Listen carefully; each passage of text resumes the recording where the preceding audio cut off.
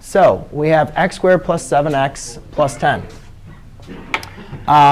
Ladies and gentlemen, what we're simply going to do is we need to go ahead and factor this. And remember, what factoring simply is rewriting an expression, Mario. Rewrite an expression as a product. So if you guys remember what we did here, what we did here was we said, what is A times C? And then that adds to give you B.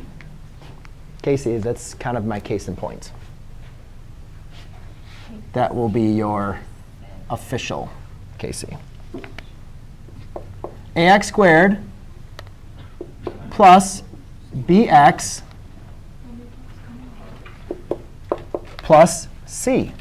So in this case, when you guys are looking at a problem like this, what you guys can see is A times C. A in this case is 1. C in this case is 10. So 1 times 10 is 10. And B in this case is 7.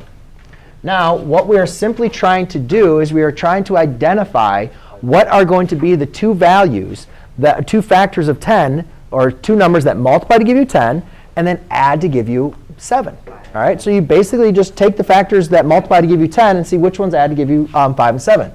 And those two factors are 5 and 2. Now, I'm going to break this down one more time, and I really apologize for those of you that know how to factor. But I want you guys to, I want to show you guys something so you can relate it to all of your factoring problems.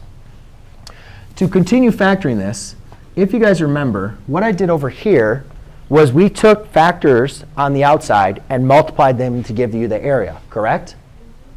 Now, when you're trying to factor something, basically what you're doing is you're giving the area, and you're trying to find the factors.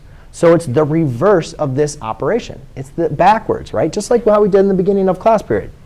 So I'm going to make 4 boxes. I'm going to put x squared up top and 10 on the bottom right-hand corner. To fill in the other two, I'm going to use these numbers, 5 and 2. Now, why am I going to write them as 5x and 2x? Well, let's go ahead and verify something. Does everything that's inside this box, even if you combine the diagonals, when you combine the diagonals, I mean, everything is boxes, is that the same thing as this? Yeah, it's the same thing. But it's now written as an area inside of a box. And that helps us identify what the factors are, because the factors are, what are the numbers you have to multiply to give us this? So again, just like when we multiplied, do it one box at a time. What two numbers multiply to give you x squared? X and x. X times what gives you 2x? X times what gives you 5x? 5. So guess what, ladies and gentlemen? That is your factors. Done. That's it. Final. Fine. Now, what's nice about this, though, is what I want you guys to do is when a is equal to 1, and this only works. You guys can do this for every single time you have to factor. Every single time I ask you to factor, you can apply this method. But what's nice, the little bit of the shortcut, is when a is equal to 1, these numbers are always going to be the same numbers in your factors. Okay, so when a is equal to 1, these numbers are the same.